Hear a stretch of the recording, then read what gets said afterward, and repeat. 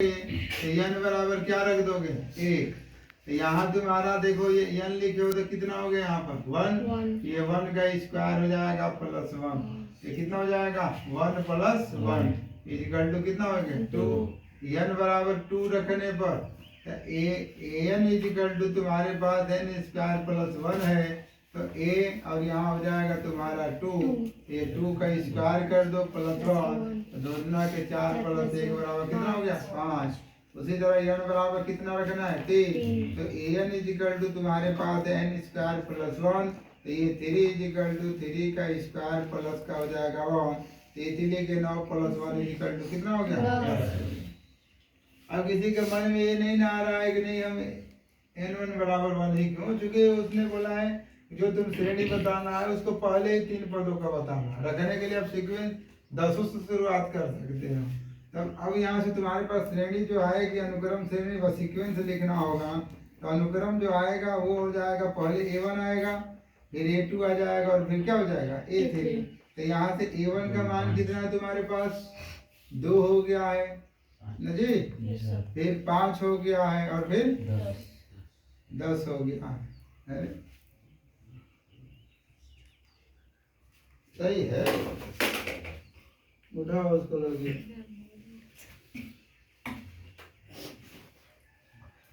2 5 10 ठीक है। इस -1 लिखा है लड़के अच्छे से देखना इंटू 2 पावर n लिखा हुआ n बराबर n पावर 2 लिखा हुआ। और उसने कहा है कि प्रथम 5 पदों तक श्रेणी बनाना, ठीक है ना। जब इसको बनाने जाओगे लड़के तो जब इसको हल करने जाओगे तो यहाँ लिखोगे an इक्वल टू -1 लिखोगे n -1 इंटू 2 पावर n। उसने लिख दिया है प्रथम 5 पद का मतलब, तो तुरंत तुम्हारे दिमाग में हो जाना चाहिए कि 1 2 3 4 और 5 आएगा, पहले ही समझ लेना। अब जब यहाँ से हल करने जाओगे तो n बराबर 1 रखो, ये तुम्हारा हो जाएगा 1, ये हो जाएगा -1 होगा ना, ये हो जाएगा 1 -1 इंटू 2 पावर n हो जाएगा। तो an इक्वल टू -1 ये हो जाएगा 0 2 पावर n हो जाएगा। आई बात समझ में। तो घातांक तुम लोग पढ़े हो, सॉरी यहाँ 1 हो जाएगा।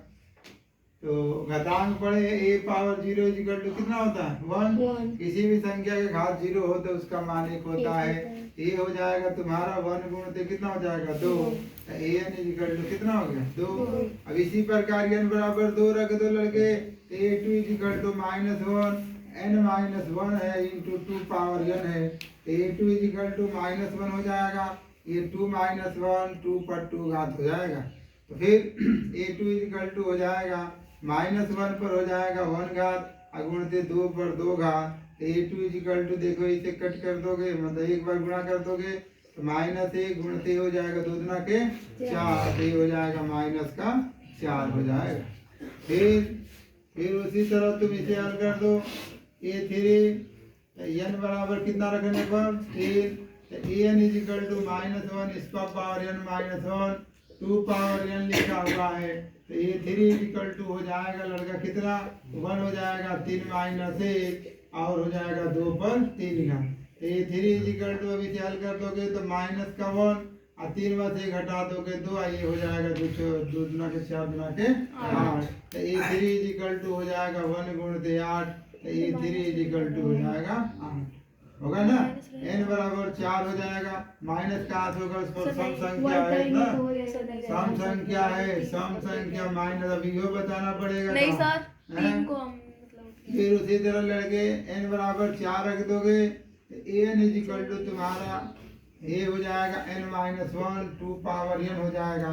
a पर 4 हो जाएगा, ये -1 इस पर 4 -1 गुणित 2 पर 4 घात हो जाएगा। a पर 4 इक्वल टू कितना हो जाएगा बाबू तो -1 हो जाएगा, इस पर हो जाएगा 3, अब 2 चौके 8, 4 दुना के 8 दुना के 16। अब यहाँ से हल हो जाएगा, देखो इसको 3 बार विषम संख्या हो गया है, इसलिए -1 गुणित कितना हो जाएगा 16, तो ये हो जाएगा -16। ठीक, तो n बराबर 5 इसी तरह रखो, तो ये तुम्हारा n इजिकल टू -1, उस पर n-1 इंटू हो जाएगा 2 पावर n लड़के, तो ये 5 इजिकल टू हो जाएगा -1, 5 -1 इंटू 2 पर 5 हो जाएगा, तो ये पर 5 इजिकल टू -1 पर कितना हो जाएगा 4 घात, ये हो जाएगा तुम्हारा 32। बोलो होगा कि नहीं होगा? तो ये यहाँ से चूंकि ये सम संख्या हो गया, तो ये मन तुम्हारा प्लस हो जाएगा, तो ये पर 5 इजिकल टू कितना हो गया 32। सादा अनुक्रम जो श्रेणी आएगा अनुक्रम, तो अनुक्रम जो आएगा A1, A2, A3, A4 और A5। तो A1 कितना है तुम्हारे पास? A1 कितना निकाले हो? 2 निकाले हो। अरे यार इधर 1 लिखना चाहिए था, ना लिखा हूँ क्या? A1 हो जाएगा, इसे सही कर लीजिएगा, ये 1 हो जाएगा, बाकी ठीक है। तो ये हो जाएगा तुम्हारा 2, ये हो जाएगा -4, ये हो जाएगा तुम्हारा 8, और ये हो जाएगा -16, और ये हो जाएगा 32 हो जाएगा। तो यही तुम्हारा क्या बनेगा? श्रेणी बनेगा। ठीक है ना? बस ऐसे ही करना है।